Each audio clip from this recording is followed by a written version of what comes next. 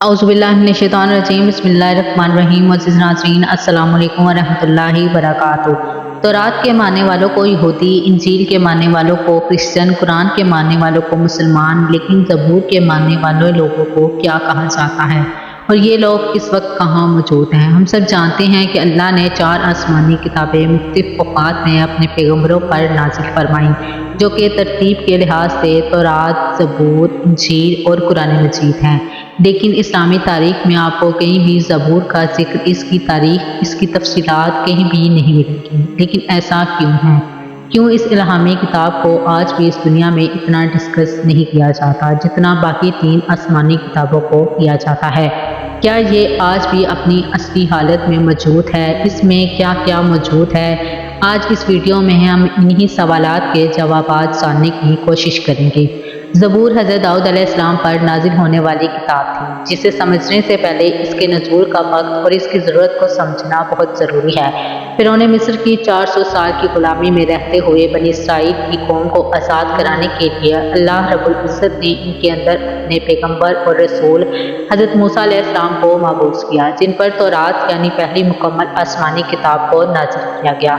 हज़रत मूसा अलैहिस्सलाम बनी इसराइल कौम को मिस्र से निकाल कर एक बहुत बड़े सहराए सीना पार कराते हुए फ़लस्तीन ले गए, जिसकी तफसीलात कुरान पाक में मौजूद है। इस सहराए सीना के रास्ते के अंदर कोहे तूर पर तौरात को नाजिल किया गया। सहराए सीना के अंदर 10 लाख के करीब बनी इसराइल की आबादी को मन्नो सलवा खाने को मिला। बादलों ने सहरा की धूप से बचाने के लिए इन पर साया किए रखा। पहाड़ों से पानी के चश्मे जारी हुए। हज़रत मूसा अलैहिस्सलाम का ज़माना 1500 क़ब्ल मसीह यानी आज से 3500 साल या फिर हज़रत ईसा अलैहिस्सलाम की पैदाइश से 1500 साल पहले का बताया जाता है।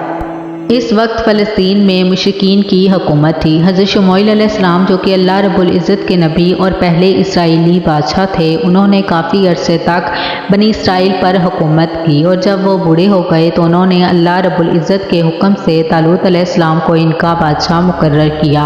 और इस वाक़े का जिक्र कुरान पाक के पारा नंबर 2 में सूरह बकरा की आयत नंबर 245 से 252 में मिलता है।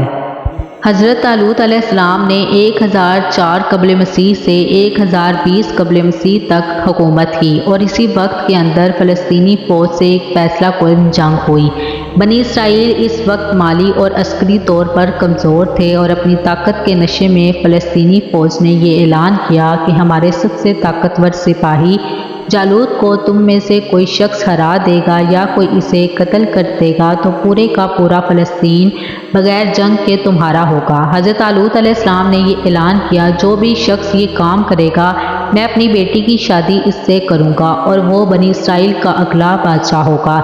इसी दौरान हज़रत दाऊद अलैहिस्सलाम, जो कि इस वक्त बकरियां चराया करते थे, सामने आए और एक ही बार से इसे जहन्नुम वासिल कर देते हैं। और अब वादे के मुताबिक फ़लस्तीन बनी इसराइल का होता है। इसी फ़लस्तीन से ताबूत सकीना भी वापस ले लिया गया। हज़रत तालूत अलैहिस्सलाम की वफ़ात के बाद हज़रत दाऊद अलैहिस्सलाम बनी इसराइल के बादशाह बने और फिर बैतुल मुक़द्दस के अंदर अपना दारुल हुकूमत कायम किया, जिसका नाम हेब्रोन था। अब तक बनी इसराइल में शरीयत, अल्लाह रब्बुल इज़्ज़त का कानून तौरात ही था और हज़रत दाऊद अलैहिस्सलाम ने पहली बार बनी इसराइल कौम या फिर यहूदी कौम के लिए बाकायदा तौर पर एक इबादत गाह कायम करने की शुरुआत की। इससे पहले यहूदियों में बाकायदा तौर पर किसी इबादत गाह का तस्वुर मौजूद ना था, जहाँ पर ताबूत सकीना को भी रखा गया और ये नाम इसलिए रखा गया क्योंकि ये हज़रत दाऊद अलैहिस्सलाम की ज़िंदगी में तामीर ना हो सका, बल्कि आपके बेटे हज़रत सुलेमान अलैहिस्सलाम ने इसे तामीर किया, जिनके नाम की मुनासबत से इसे हैकले सुलेमानी कहते हैं। अब क्योंकि बनी इसराइल कौम के पास किताब भी थी, इबादत का तस्वुर भी था, लिहाजा हज़रत दाऊद अलैहिस्सलाम की ज़िंदगी में इन पर ज़बूर नाजिल हुई, जिसका लफ्ज़ी मतलब टुकड़ा है। अब यहाँ सबसे अहम समझने वाली बात यह है कि ज़बूर कोई शरीयत की किताब नहीं है, बल्कि अल्लाह रब्बुल इज़्ज़त की तारीफ़ और हम्दो सना से भरी हुई किताब है, क्योंकि अल्लाह रब्बुल इज़्ज़त ने हज़रत दाऊद अलैहिस्सलाम को लोहे को नरम करने की ताकत और इंतहाई खूबसूरत आवाज़ अता करने के साथ साथ اللہ رب العزت کی حمد و ثنا اتنے خوبصورت انداز میں بیان کرنے کا موضوع عطا کیا تھا، آج تک کسی اور کو عطا نہیں ہوا تھا۔ زبور کی پوری کتاب ہی اللہ رب العزت کی تعریف اور اس کی حمد و ثنا سے بھری ہے۔ اس میں زندگی گزارنے کے کوئی احکامات موجود نہیں ہیں، نہ ہی کوئی تاکید یا پیشن گوئیاں، ایسا کچھ بھی موجود نہیں ہے۔ یعنی زبور کی بنیاد پر کسی معاشرے کی بنیاد نہیں رکھی جا سکتی ہے۔ یہ کوئی الگ سے شریعت یا اللہ رب العزت کا قانون نہیں ہے۔ اس کتاب کے نازل ہونے کے بعد بنی اسرائیل قوم کو باقاعدہ طور پر اللہ رب العزت کی حمد و ثنا اور اس کی عبادت کا طریقہ سکھایا گیا۔ حضرت داؤد علیہ السلام اپنے ساز کے ساتھ جب زبور کی تلاوت کیا کرتے تو آسمان سے پہاڑ، ندیاں اس آواز کو سن کر آپ کے ساتھ جھومنے لگتے۔ اس کلام اور آپ کی آواز میں اتنا اثر تھا کہ دنیا کے اندر انسانوں کو جنت کی آواز محسوس ہوا کرتی تھی۔ حضرت داؤد علیہ السلام کی وفات کے بعد یہ آواز تو باقی نہ رہی، مگر یہ کلام بنی اسرائیل قوم ہیکل سلیمانی کے اندر خدا کی بڑائی اور اس کی عبادت کو بیان کرنے کے لیے پہلے بھی پڑھا کرتی اور آج بھی پڑھتی ہے۔ ظاہر ہے کہ ہزاروں سالوں سے ایک جنریشن سے دوسری جنریشن تک منتقل ہوتے ہوئے اپنی اصل حالت میں آج نہ تو مکمل طور پر محفوظ ہے اور نہ ہی اس کے اندر مکمل طور پر وہ چیزیں موجود ہیں جو کہ اللہ رب العزت نے حضرت داؤد علیہ السلام پر نازل فرمائی تھی۔ یہ تمام آسمانی الفاظ یعنی حضرت موسیٰ علیہ السلام پر نازل ہونے والی تورات سے پہلے کے صحیفے خود تورات اور زبور کو اولڈ ٹیسٹامنٹ یا عہد نامہ قدیم کے نام سے جانا جاتا ہے، جبکہ انجیل مقدس کے تمام نسخوں اور رسولوں کے اعمال اور حواریوں کے خطوط اور مکاشات جس میں شامل ہیں اس کو عہد نامہ جدید یا پھر نیو ٹیسٹامنٹ کہا جاتا ہے۔ زبور کی کچھ آیات کا ترجمہ کچھ اس طرح سے ہے۔ یہ بتانے کا مقصد یہ ہے کہ تاکہ آپ کو پوری کتاب کا مقصد سمجھ میں آ جائے۔ ترجمہ کچھ اس طرح سے ہے، خداوند میرا مالک ہے، مجھے کسی چیز کی کمی نہیں ہوگی۔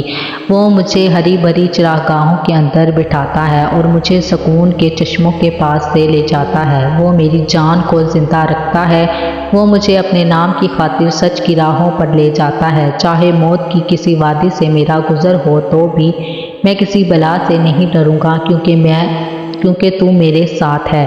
تیرے عصا اور تیری لاٹھی سے مجھے تسلی ملتی ہے۔ تو نے میرے دشمنوں کے مقابلے میں میرے سامنے دسترخوان بچھایا ہے۔ تو نے میرے سر پر تیل ملا ہے۔ ہمیشہ بھلائی اور رحمت میرے سر پر رہے گی اور میں ہمیشہ کے لیے خداوند کے گھر میں ہی رہوں گا۔ پوری زبور اسی طرح اللہ رب العزت کی حمد و ثنا پر مشتمل ہے اور اسی لیے زبور کو شریعت کے طور پر ماننے والا کوئی شخص دنیا میں موجود نہیں، اور نہ ہی اس کا ذکر ایسی آسمانی کتاب کے طور پر ملتا ہے جو کہ کسی ایک فرقے کا قانون ہو، کیونکہ اللہ رب العزت کی تعریف اور اس کی حمد و ثنا تو دنیا کا ہر ایک مذہب اور اس کا ہر ایک فرقہ کرتا ہے۔ یہ سب کا مشترکہ عمل ہے جس پر کسی کو کوئی اعتراض نہیں ہے۔ حضرت داؤد علیہ السلام اور حضرت سلیمان علیہ السلام کے بعد بنی اسرائیل قوم جادو ٹونے، خود سوری، ظلم و تورات کی آیات کو پیسے اور اپنے فائدے کے بدلے میں جب بدلنے لگے تو ان کی اصلاح کے لیے انہی میں سے ایک آخری پیغمبر حضرت عیسیٰ علیہ السلام مبعوث کیے گئے، جن کی شریعت بھی تورات ہی تھی اور ان پر جو کتاب انجیل مقدس نازل ہوئی اس کا موضوع تو تزکیہ نفس، اخلاق کی اصلاح اور حکمت کا بیان تھا، کیونکہ یہود کے علماء میں جو اس وقت بگاڑ موجود تھا وہ اخلاقی طور پر تھا۔ اسی لیے تورات کی باقی تمام شریعت کو بالکل ویسے رکھا گیا، لیکن انجیل کی صورت میں کچھ احکامات اللہ رب العزت نے نازل کر کے ان کی اصلاح کرنے کی کوشش کی، لیکن ان لوگوں نے حضرت عیسیٰ علیہ السلام کو بھی جھوٹا کہہ کر انکار کر دیا۔ حضرت عیسیٰ علیہ السلام کی آمد آج سے تقریباً 2000 سال پہلے ہوئی تھی اور اس کے بعد نبوت کا سلسلہ بنی اسرائیل میں ختم ہو گیا اور وہاں سے نبوت حضرت ابراہیم علیہ السلام کے دوسرے بیٹے حضرت اسماعیل علیہ السلام کے نسل میں منتقل ہوئی، اور یہی وجہ ہے کہ یہود اللہ رب العزت کے رسول حضرت محمد صلی اللہ علیہ وسلم اور دین اسلام کے شدید مخالف اور دشمن بنے، کیونکہ اللہ کے رسول صلی اللہ علیہ وسلم کی اسماعیل میں آمد سے ان کے خاندانی مذہبی قیادت یا بنی اور یعقوب کی قیادت ختم ہو گئی اور امت مسلمہ کا ٹائٹل یا لقب بنی اسرائیل سے بنو اسماعیل میں منتقل ہو گیا، اور آج تک ان لوگوں کو اللہ رب العزت کے فیصلے پر بھی اعتراض ہے۔